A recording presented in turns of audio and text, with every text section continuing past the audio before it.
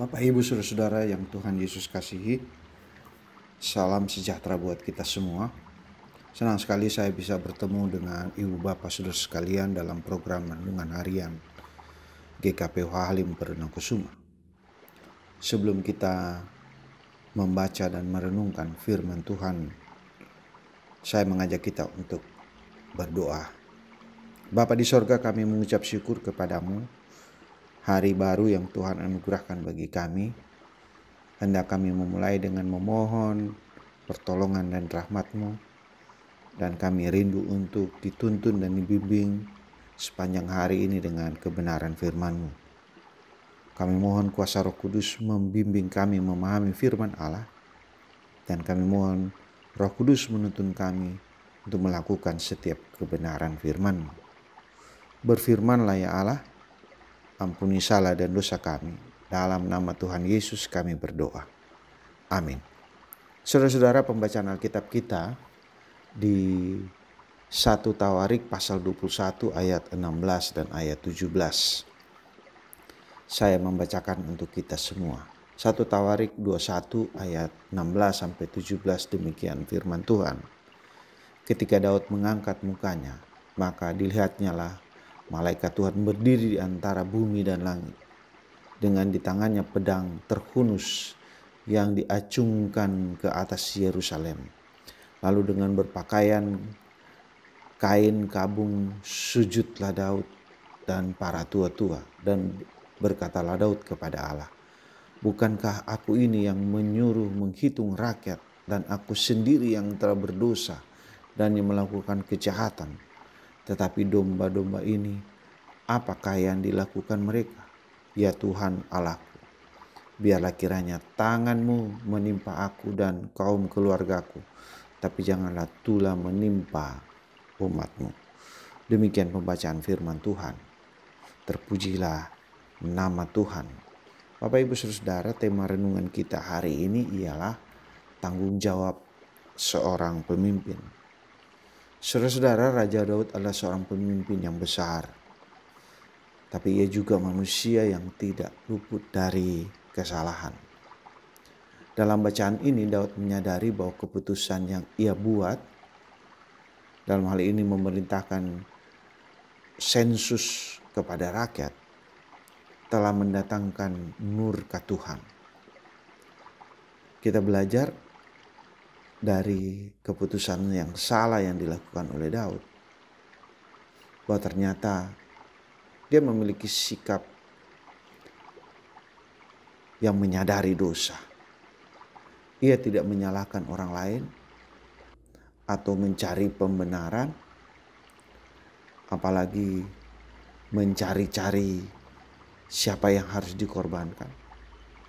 Tetapi dengan rendah hati ia mengakui dosa dan memohon agar hukuman hanya menimpa dirinya, bukan kepada rakyat yang dipimpinnya. Saudara-saudara, sikap Daud yang bertanggung jawab dalam keputusannya yang salah memberikan warning bagi setiap orang percaya, setiap para pemimpin, bahwa pertama, kepemimpinan sejati bukan hanya tentang mengambil keputusan, tetapi juga harus tahu dampak dari setiap keputusan yang diambil. Memperhitungkan dampak dari keputusan akan memperkecil risiko kerugian yang dapat dialami oleh semua pihak yang terkait dengan kepemimpinan. Kedua, kepemimpinan yang bertanggung jawab adalah juga keberanian untuk mengakui kesalahan dan bertanggung jawab atas dampaknya.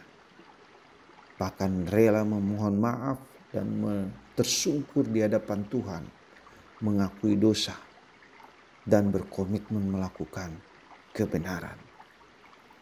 Saudara-saudara, di dunia ini banyak pemimpin yang mencari kambing hitam ketika terjadi kesalahan dari keputusan kepemimpinannya. Namun kita belajar dari seorang Daud bahwa pemimpin yang sejati adalah berani berdiri di garis depan, bukan hanya dalam kemenangan, tapi juga dalam pertobatan dan penyesalan.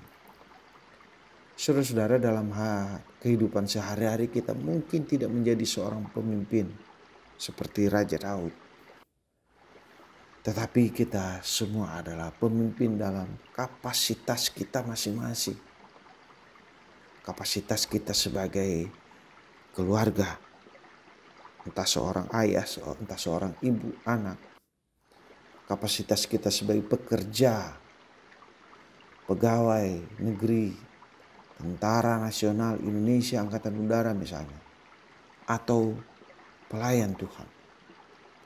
Marilah kita belajar dari Daud yang adalah manusia biasa, yang ternyata dapat salah mengambil keputusan. Kebesaran hatinya mengajarkan kepada kita akan pentingnya tanggung jawab. Pertama, tanggung jawab untuk memperhitungkan semua risiko, dampak dari setiap keputusan yang akan kita ambil. Apalagi keputusan yang akan kita ambil berdampak pada banyak orang yang kita pimpin. Dan ini betul-betul diperhitungkan dampak yang akan ditimbulkan. Sehingga keputusan yang kita ambil benar-benar tepat sasaran, tepat guna, dan berdampak kepada banyak orang.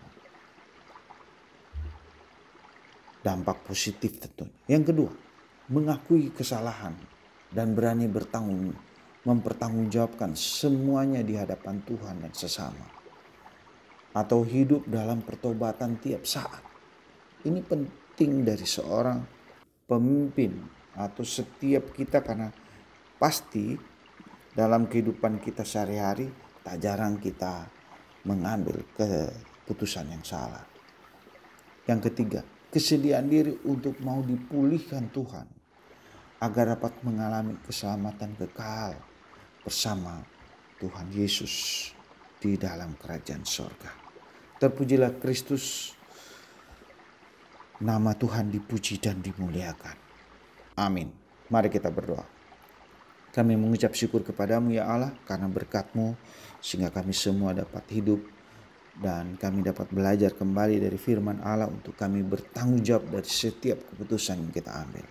Tolong kami untuk kami dapat melakukan yang terbaik hari ini. Berkati semua jemaat, berkati semua hamba-hamba-Mu, berkati mereka yang sakit, dipulihkanlah mereka, disembuhkan.